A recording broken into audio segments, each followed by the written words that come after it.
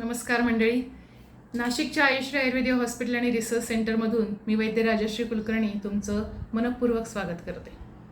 यावर्षी मार्च महिन्यातच उन्हाचा तडाखा खूपच जाणवायला लागला आणि आता हळूहळू एप्रिल मे हे 2 महिने आणि 15 जूनपर्यंत जोवर पाऊस सुरू होत नाही तोपर्यंतचे दिवस हे असेच उन्हाचा तडाखा देणारे असणार आहेत. उन्हाळा सुरू झाला की आपण खूप पाणी प्यायला लागतो कारण सारखी तहान होते. याचा परिणाम आपल्या पचनसंस्थेवर, आपल्या अग्नीवर होतो आणि भूक कमी होते. काय खावं, किती खावं हे समजत नाही कारण खायची इच्छाच होत नाही. उन्हात जाऊन आलं की अशक्तपणा येतो, गळून गेल्यासारखं वाटतं. हे त्रास अगदी सगळ्या वयोगटातल्या लोकांना होतात. तरुण मुलं आणि मुली तर घराबाहेर कामाच्या निमित्ताने, शिक्षणाच्या निमित्ताने जातच असतात. त्यांचा उन्हाशी संपर्क येत असतो. पण अगदी लहान मुलं किंवा वृद्ध व्यक्ती घरात असल्या तरी देखील त्यांना सुद्धा पाणी झाल्यामुळे त्यांच्याही भुकेवर परिणाम होतो. अशा वेळेला मग सरबत, पन्ह, ताक, नारळ पाणी अशा वेगळ्या गोष्टी पिऊन आपण तहान भागवण्याचा प्रयत्न करतो. पण त्याचा भूक भागवण्यासाठी उपयोग होत नाही कारण हे सगळे द्रवपदार्थ आहेत आणि ते लवकर पचून जातात. तर ह्या अशा प्रकारच्या तक्रारीसाठी आयुर्वेदाने एक अत्यंत उत्तम उपाय, जो अतिशय रुचकर आणि त्याच वेळेला पथ्यकर देखील आहे, तो सांगितलेला आहे. तो म्हणजे सातूचं पीठ. सातूचं पीठ या उन्हाळ्याच्या दिवसात जर आपण सेवन केलं तर ह्या सगळ्या तक्रारींपासून आपण दूर राहू शकतो. सातूच्या पीठाचे गुणधर्म जर बघायचे झाले तर हे मधुर रसाचं आहे आणि थंड गुणाचं आहे. म्हणजे शरीरातले जे काही उष्णतेचे आजार आहेत, त्रास आहेत, ते सगळे सातूचं पीठ जर आपण सेवन केलं तर त्याच्याने कमी होतात.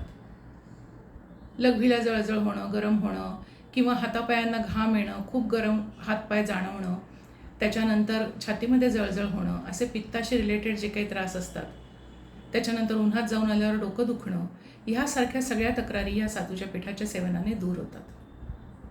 दुसरा याचा महत्त्वाचा गुणधर्म असा आहे की हे पचायला हलकं आहे आणि त्याच वेळेला पोटभरीचं देखील आहे.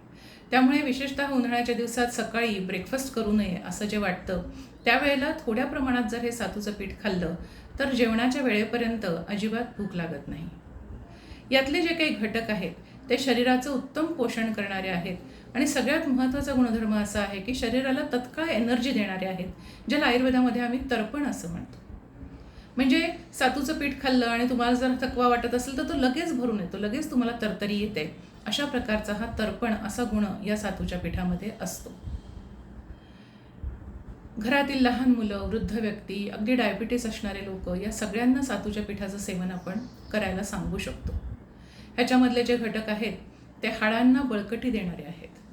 त्या व्यतिरिक्त जे आपण रोजच्या आहारामध्ये म्हणतो की चौरस आहार असावा किंवा आपल्याला आहारामधून योग्य प्रमाणामध्ये कर्बोदकं म्हणजे कार्बोहायड्रेट्स मिळाली पाहिजेत, प्रथिनं मिळाली पाहिजेत, ती सगळी सातूच्या पिठातून आपल्याला मिळतात. आणि त्यामुळे ह्याचं जर सेवन केलं तर शरीराचं पोषण अतिशय चांगल्या पद्धतीने होतं.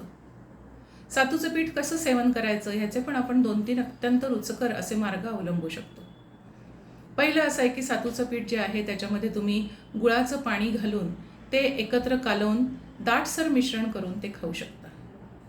दुसरं असं आहे की सातूच्या पिठामध्ये गूळ आणि दूध असं मिक्स करून असं मिश्रण देखील अत्यंत रुचकर लागतं. ते सुद्धा खायला हरकत नाही. विशेषतः लहान मुलांना आणि वृद्ध व्यक्तींना हे कॉम्बिनेशन जास्त चांगलं आहे, जे की त्यांची भूकही भागवेल, त्यांच्या हाडांना पण बळकटी देईल. ज्यांना साखर चालत नाही किंवा ज्यांना साखर आवडत नाही अशा लोकांना सातूच्या पिठामध्ये ताक आणि जिरेपूड असं मिक्स करून जर दिलं तर त्याच्याने अतिशय छान चवीचं असं हे मिश्रण आपण खाऊ शकतो. उत्तरेकडच्या राज्यांमध्ये उन्हाळ्याच्या दिवसांमध्ये पाहुण्यांचं स्वागत हे सत्तू का घोल देऊन केलं जातं. म्हणजेच हे जे सातूचं पीठ आहे याचंच पातळसर मिश्रण करून ते आलेल्या पाहुण्यांना स्वागताचं पेय म्हणून दिलं जातं. त्यावेळेला या पिठामध्ये पाणी जास्त टाकून पिता येईल अशा पद्धतीचं द्रव बनवून ते दिलं जातं.